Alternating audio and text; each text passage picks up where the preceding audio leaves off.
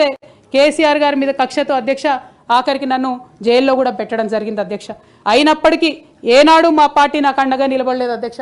3 సంవత్సరాలు నేను ఒక్కదాన్నే ఈడీతోని సిబిఐతోని అనేక అంశాల్లో కొట్లాడుకున్న తప్పితే ఎక్కడ కూడా పార్టీ అండగా నిలబడలేదు అధ్యక్ష. ఇది ఎందుకు చెప్తా ఉన్నా అంటే అధ్యక్ష, ఒక పార్టీ అంటే ఒక సంఘం అధ్యక్ష. ఒక సంఘం అంటే ఒకే భావజాలంతో కలిసి పనిచేసే వ్యక్తులు అధ్యక్ష. ఒకడు గాయపడి పడిపోతే వాడిని ఎత్తుకొని పోతారు అధ్యక్ష, భుజాల మీద తీసుకొని పోతారు అధ్యక్ష. లేదు నువ్వు మా భావజాలంతో కరెక్ట్గా లేవంటే తీశానాడే అవతల పడేయాలి అధ్యక్ష.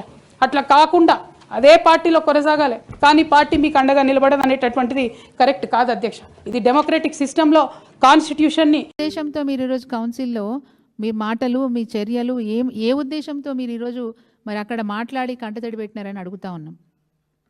పార్టీ మీకు ఎప్పుడు మేలే చేసింది తప్ప ఎప్పుడు మీకు నష్టం చేయలేదు, వీసం ఎత్తు కూడా నష్టం చేయలేదు. కానీ కంకణం కట్టుకొని బీఆర్ఎస్ పార్టీని ఆగం చేయాలనే ఆలోచనతో ముందుకు పోతా ఉన్నారు. మీ మీద కేసులు అయినప్పుడు కూడా బీఆర్ఎస్ పార్టీ చాలా బాధపడ్డది. మీ అన్న మా పార్టీ వర్కింగ్ ప్రెసిడెంట్ కేటీఆర్ గారు 24 గంటలు మీరు జైల్లో ఉన్నన్ని రోజులు మీ గురించి ఆలోచించినారు. 24 గంటలు తన్నీర్ హరీష్ రావు గారు మీ గురించి ఆలోచించినారు. వారంలో 4 రోజులు ఢిల్లీలో మకాం పెట్టినారు మీకు సాయం చేయడానికి. మీ ఇబ్బందులు చూసి తట్టుకోలేక వాళ్ళు ఇబ్బంది పడ్డారు. ఈరోజు మీరు బయటకు వచ్చిన